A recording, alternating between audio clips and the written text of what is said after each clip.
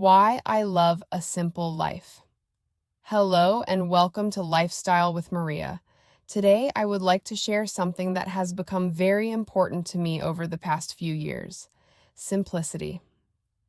The older I get, the more I realize that true beauty is often found in simple things. Simplicity is quiet. It does not need to draw attention to itself. It does not shout. It does not try to impress anyone. It is natural, unassuming, honest, and perhaps that is exactly why I am so drawn to it.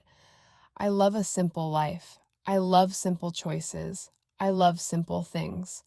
And whenever possible, I try to simplify my life. Not because I want less, but because I want more space for the things that truly matter. More peace, more time, more freedom, more joy.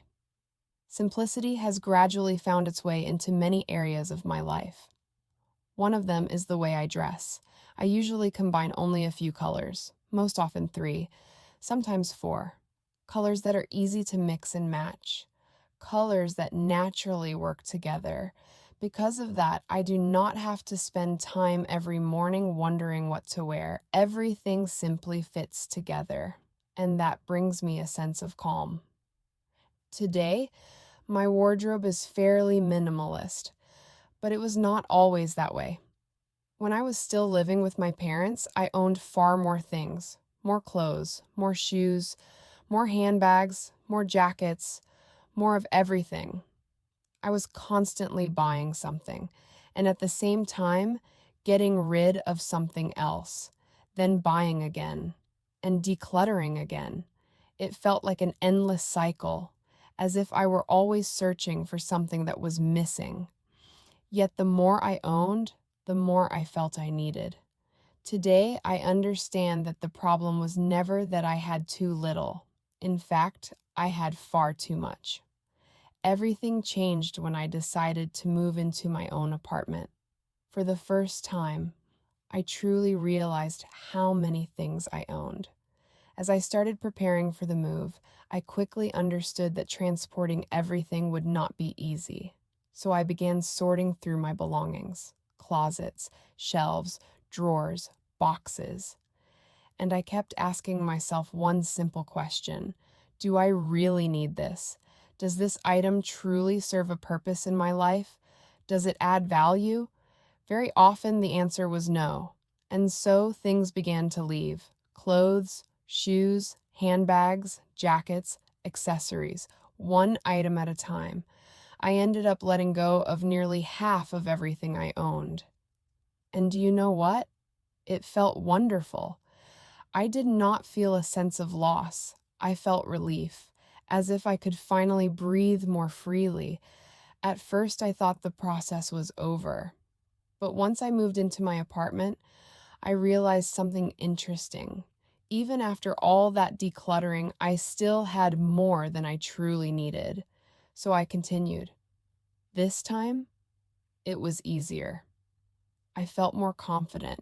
I knew nothing terrible would happen if I let go of even more. Little by little, I reduced my belongings again.